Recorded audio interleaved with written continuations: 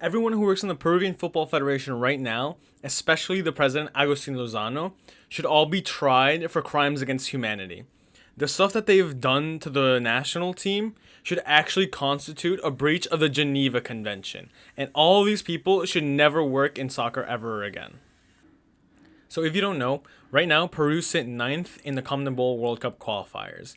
We're 6 points away from the playoffs, and barring Jesus Christ himself coming down to play for us, or a tsunami wiping out most of South America, we're not getting into this next World Cup. And all of this is an accumulation of the actions that the FPF have taken over the last few years. It all started with Ricardo Gareca. So Gareca was the former manager of Peru during the 2018 and 2022 World Cup qualification cycles. During his time, he became one of, if not the best manager in Peru's history. He got us into the 2018 World Cup, something that we hadn't done in 36 years. He got us into the final of the Copa America, something we hadn't done in 44 years. And he almost got us into a second straight World Cup in 2022, but we lost against Australia in the playoff because none of the Peruvian players could take a penalty properly because they were too busy getting distracted by an Australian goalkeeper jumping around. So Gareca's contract was coming up, and he had to go into negotiations with the FPF, more specifically the president Lozano and the director of football, Juan Carlos Oblitas. Gareca wanted two things. First, he wanted more money because of the amazing job that he had been doing. And second, but more importantly, he wanted to restructure Peruvian football. He wanted to see changes to stuff like the youth teams, the grassroots programs, and even the Peruvian league itself. And as part of that, he wanted to have a level of influence over those aspects.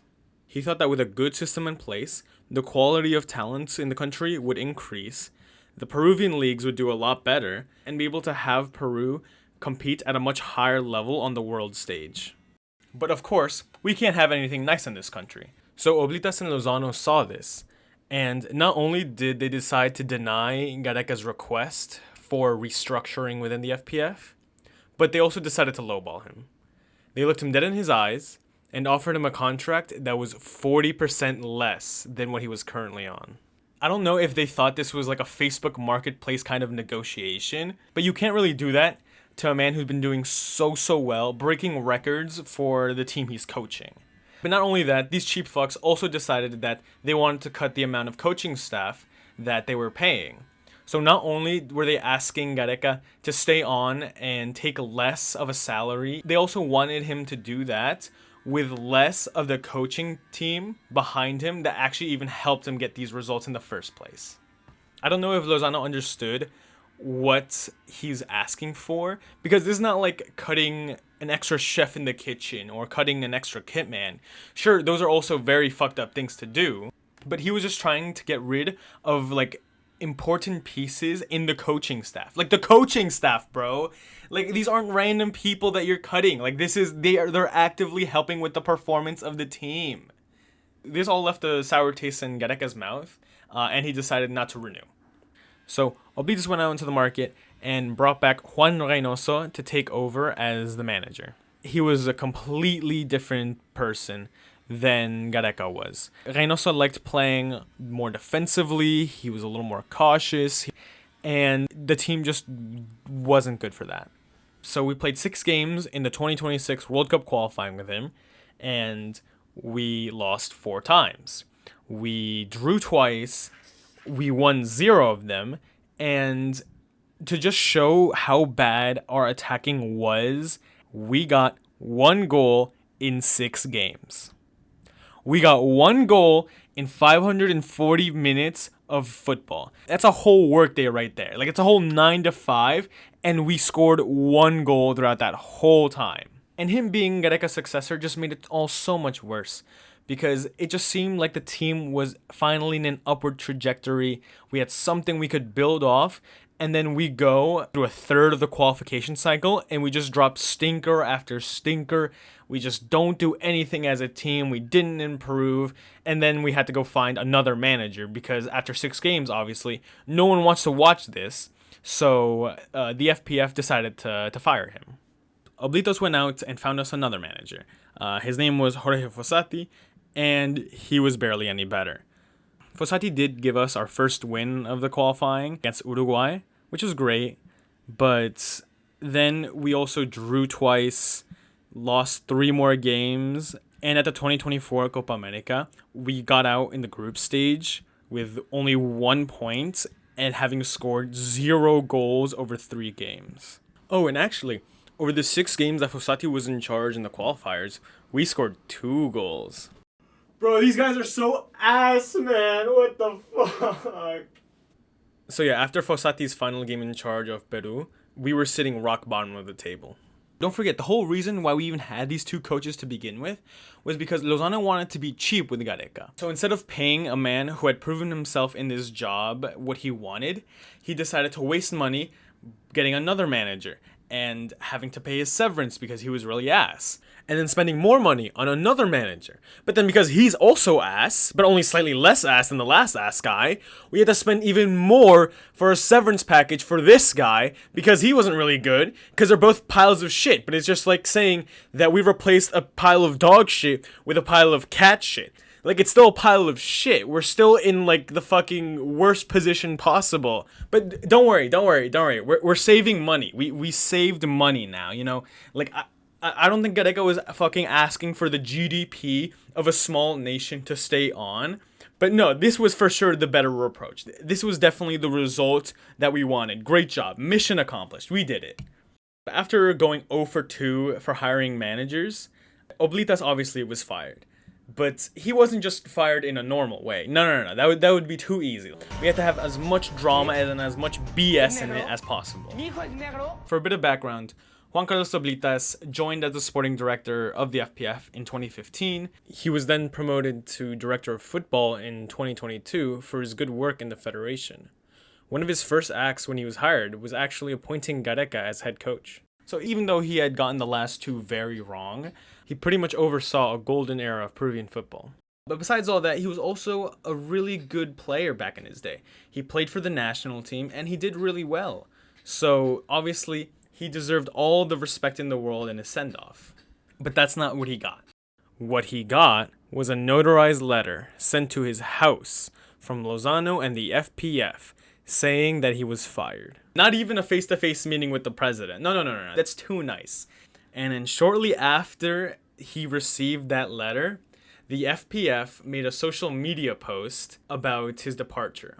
So you know how teams usually say goodbye to managers and players. They make a whole post dedicated to them, thanking them for their service, even though some of them might have done like a terrible job and like have done a disservice to both like the team and like the community around it. They'll still like say goodbye and try to leave things with like a sense of like mutual respect. That's not what the FPF did. What they posted was a 4-point Woodrow Wilson ass spiel, one part being about Juan Carlos Oblitas, and then the rest of it just being about random restructuring that they were going to be doing within the FPF. He wasn't even the focal point of his own firing announcement. The FPF not only didn't even give him the courtesy of telling this shit to his face, but they also just threw him out like he was just some random bum.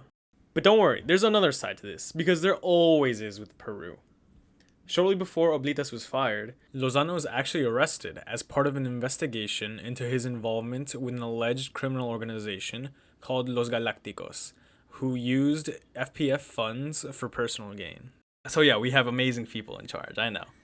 Others in the Federation were also arrested, and the crimes they were being accused of included fraud, money laundering, coercion, organized crime, and corruption in the private sector, among other allegations. 2 weeks later, Lozano was released from preliminary arrest, and then shortly after his release, Oblitas was fired. The timing of that is kind of weird, right? Well, apparently, one of the reasons why Oblitas was fired was because he was a witness, or at least helped in the investigation against Lozano.